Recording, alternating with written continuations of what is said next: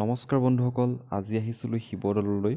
তো আজি এই ভিডিঅ'টোত শিৱসাগৰ শিৱদৌলৰ বহুতো নজনা কথা লগতে শিৱদৌলৰ লগতে লাগি থকা দেৱীদৌল আৰু বিষ্ণুদৌলৰ বিষয়ে জনাম। আহকচোন ভিডিঅ'টো আৰম্ভ কৰোঁ।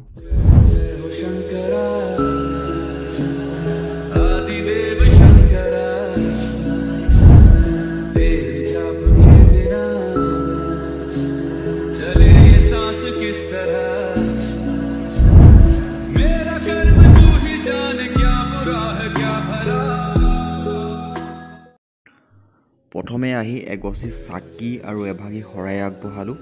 বিশেষকৈ শিৱসাগৰত থকা আমাৰ এই শিৱদৌলটো আহোম ৰজাসকলৰ দিনত নিৰ্মাণ কৰা মন্দিৰবোৰৰ ভিতৰত সকলোতকৈ ওখ আৰু ডাঙৰ শিৱ মন্দিৰ।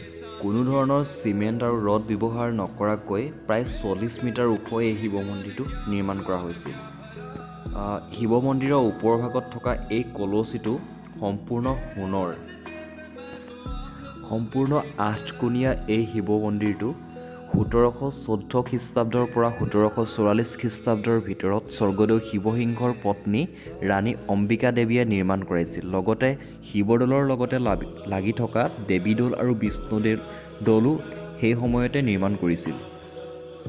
শিৱদৌলৰ বাহিৰ চাইডে বিশেষকৈ বিভিন্ন ধৰণৰ দেৱ দেৱীৰ লগতে ফুল আৰু বিভিন্ন ধৰণৰ চৰাইৰ চিত্ৰ ইয়াত অংকন কৰা হৈছিল। কিন্তু বৰ্তমান কিছু সংখ্যক ইয়াত জহি কহি গৈছে, কিন্তু কিছু সংখ্যক এতিয়াও দেখিবলৈ পোৱা যায়। বৰ্তমান শিৱদৌলৰ লগতে বিষ্ণুদৌল আৰু দেৱীদৌলতো পূজা অৰ্চনা চলি আছে। দৌলৰ পৰা ওলাই আহি বৰপুখুৰী পাৰত এপাক ঘূৰিলোঁ। বিশেষকৈ বৰপুখুৰী পাৰৰ পৰিৱেশটো খুব ভাল লাগে আগৰ পৰাই। বৰপুখুৰী পাৰ বুলি ক'লে বিশেষকৈ ফুচকাও খুব পপুলাৰ ইয়াৰ, ইয়াত ফুচকাও খালোঁ। ভিডিঅ'টো চাই যদি ভাল পালে লাইক কমেণ্ট কৰিব আৰু প্লিজ ছাবস্ক্ৰাইব কৰি দিব আৰু ভিডিঅ'টো শেষলৈকে চোৱাৰ বাবে থেংক ইউ।